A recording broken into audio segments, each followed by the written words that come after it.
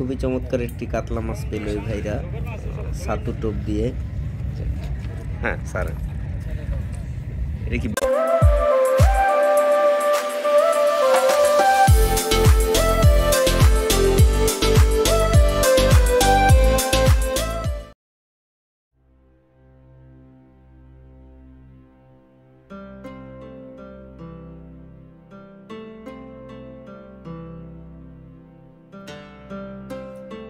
আসসালামু আলাইকুম প্রিয় দর্শক বন্ধুরা, কেমন আছেন সবাই? আশা করি ভালো আছেন।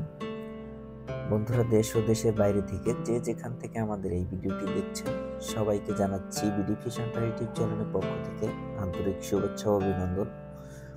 বন্ধুরা, আপনারা অনেক দিন যাবৎ অপেক্ষা করছেন যে নদীর কোনো ফিশিং ভিডিও পাচ্ছি না। তো যারা আমাদের এই ভিডিওর অপেক্ষায় রয়েছেন তারা অবশ্যই কমেন্টে জানাবেন যে কে কে ভিডিও নদীর বর্তমান পরিস্থিতি দেখতে চেয়েছেন, আর আপনারা কে কোন জায়গা থেকে দেখছেন অবশ্যই বলবেন, কমেন্টে লিখবেন, আর আমি কমেন্টে অবশ্যই আপনাদেরকে রিপ্লাই দেব। তো বন্ধুরা, দেখতে পাচ্ছেন আমাদের সাথে আমাদের রাসেল ভাই আর আমির ভাই দুইজন আজ এসেছে।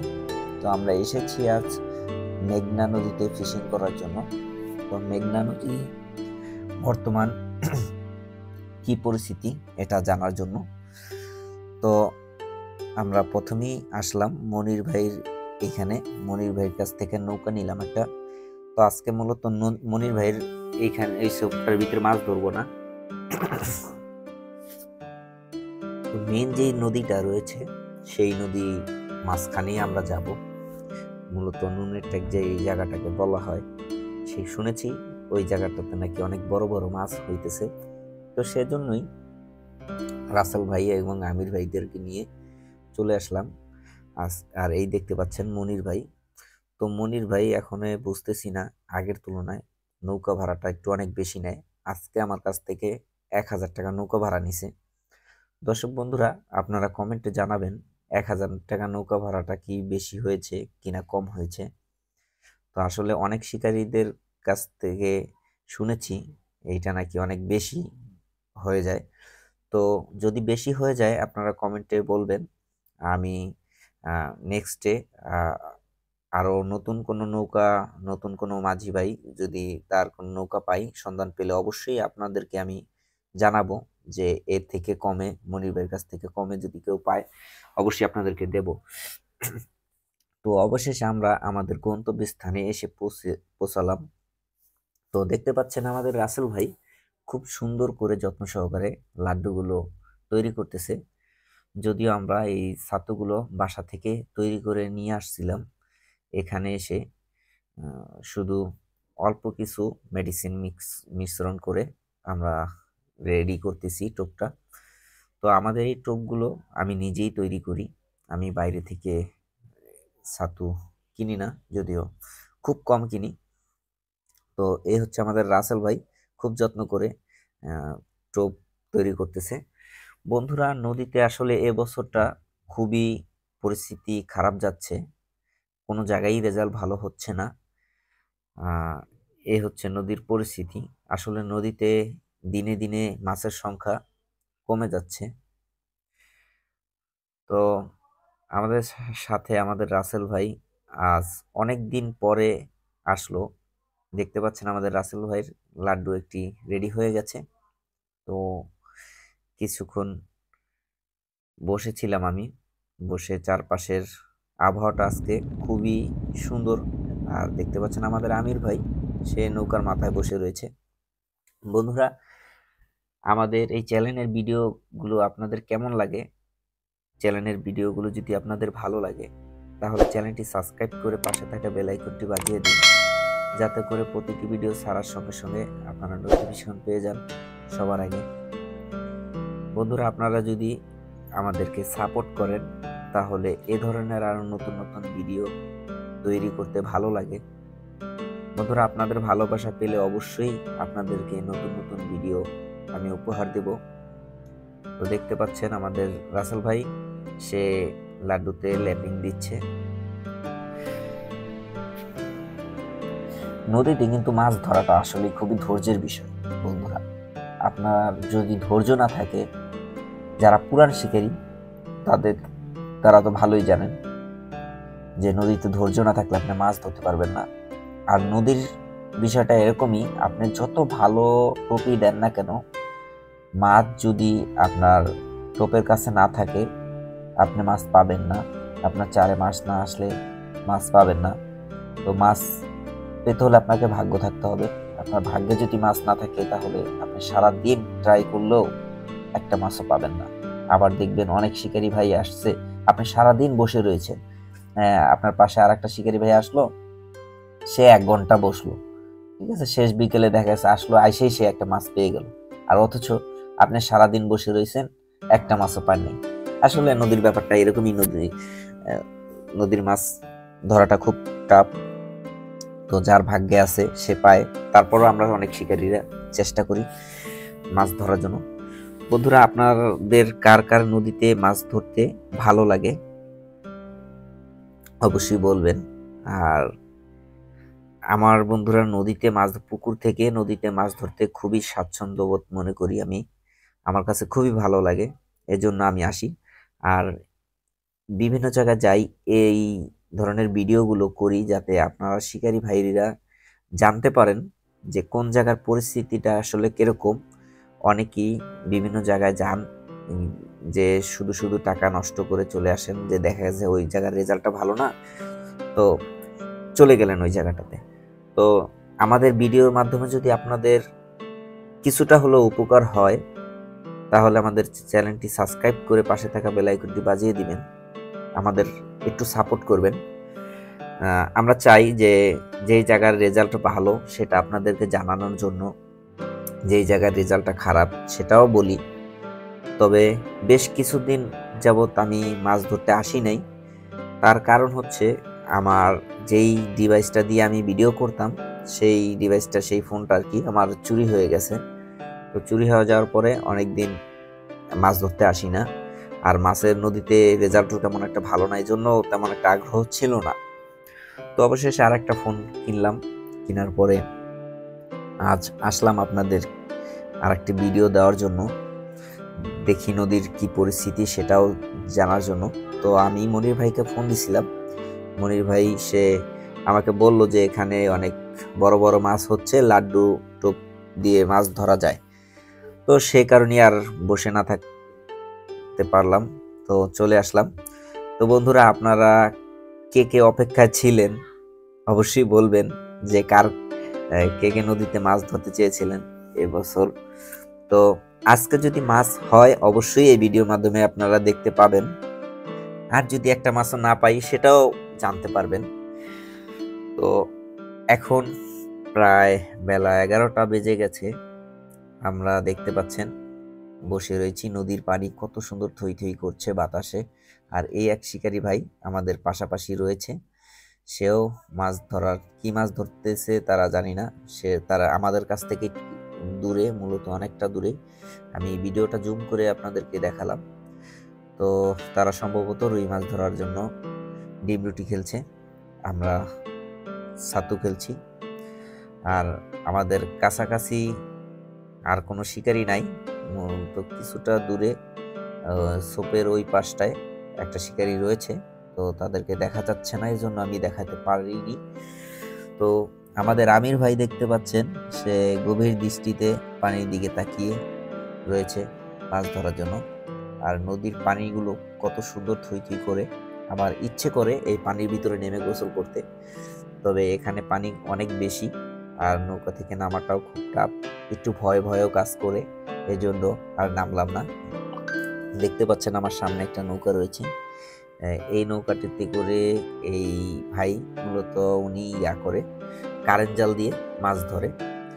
আসলে কারেন্ট জাল, চায়না জাল, ঠিক আছে, এই ধরনের জালগুলো এতভাবে বেড়েছে। এই দেখেন, আমরা আসার সময় দেখেছি যে পারে এইভাবে এতগুলো চায়না জাল উপরে সারি সারি করে রেখেছে।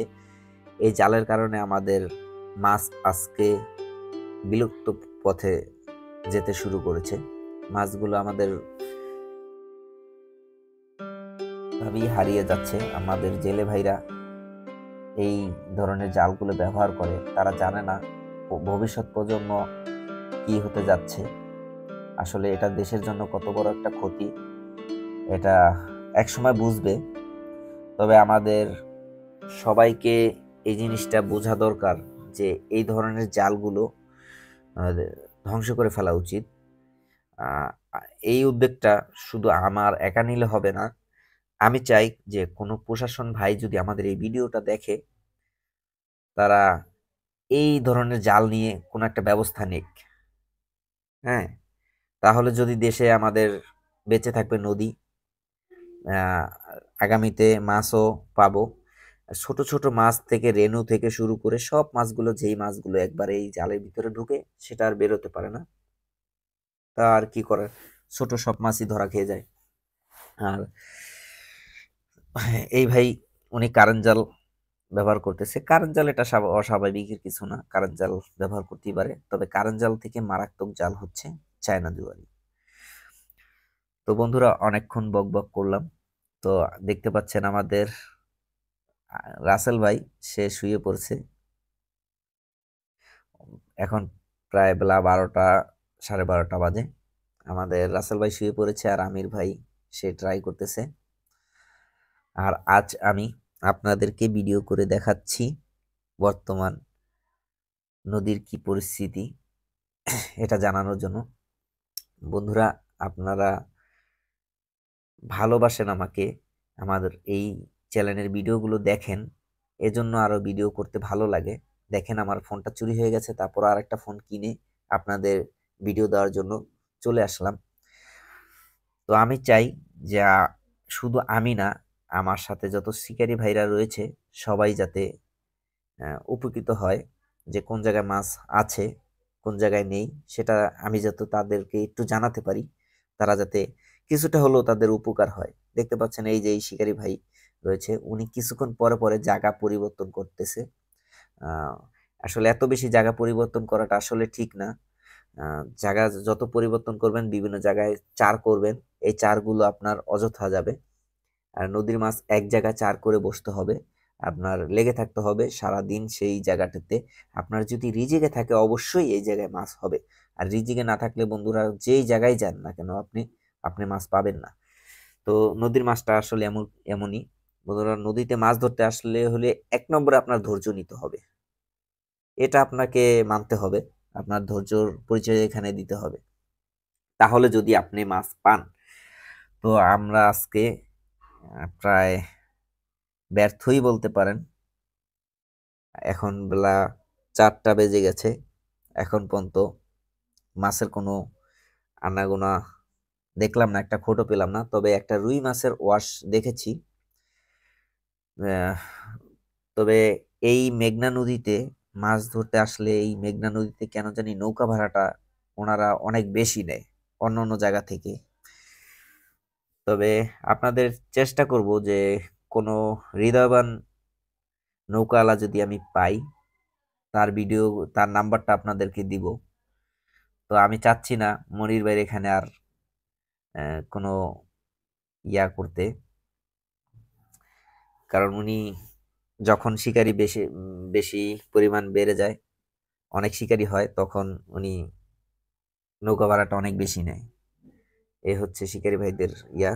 দেখতে পাচ্ছেন আমাদের পাশ দিয়ে একটা লঞ্চ যাচ্ছে, পাশ দিয়ে না বলতে অনেকটা দূরে, আমি জুম করে এনেছি। ছোট লঞ্চ, এই লঞ্চ কোথায় যায় আমি তা জানি না, অনেক দূর থেকে আমি জুম করে নিয়ে আসলাম। এখন প্রায় শেষ বিকেল, এই হচ্ছে আমরা প্রায় 6টা 7টা ছিপ ফেলেছি। তবে বন্ধুরা, আরেকটা গুড নিউজ রয়েছে। আমাদের পাশে যেই শিকারী ভাইদেরকে দেখেছিলেন, এই যে শিকারী ভাইরা, ওনারা কিন্তু একটা কাতল মাছ পেয়েছে। তবে আমি ওনাদের কাছে যেতে পারিনি। এই যে দেখতে পাচ্ছেন ওনাদের দড়িটাতে ঝুলিয়ে রেখেছে। আমি জুম করে যদি যতটুকু আপনাদের দেখাতে পেরেছি, এই যে দেখেন।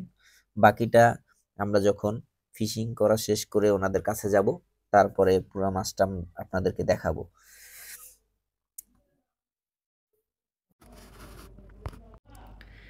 তবে বন্ধুরা, চায়না জাল যদি না কমে, আমাদের দিনে দিনে শিকারীদের এহালি অবস্থা হবে, নদীতে এসে শুধু শুধু সময় নষ্ট করে যাবে, মাছ পাবে না।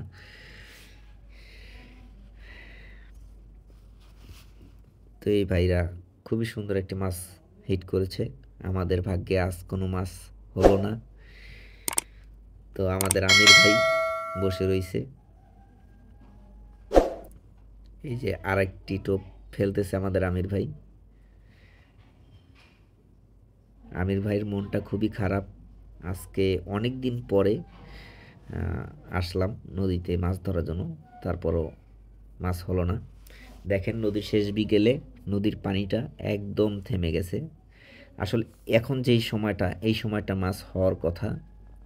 তো আমরা এই সময়টার ভিতরে আশপাশে কয়েকটা মাছের ওয়াশ দেখেছি, কিন্তু মাছ আমাদের টোপ নেয়নি। তো মাশাল্লাহ, এই ভাইরা দেখেন এই যে কত সুন্দর সাইজের একটি কাতলা মাছ পেয়েছে।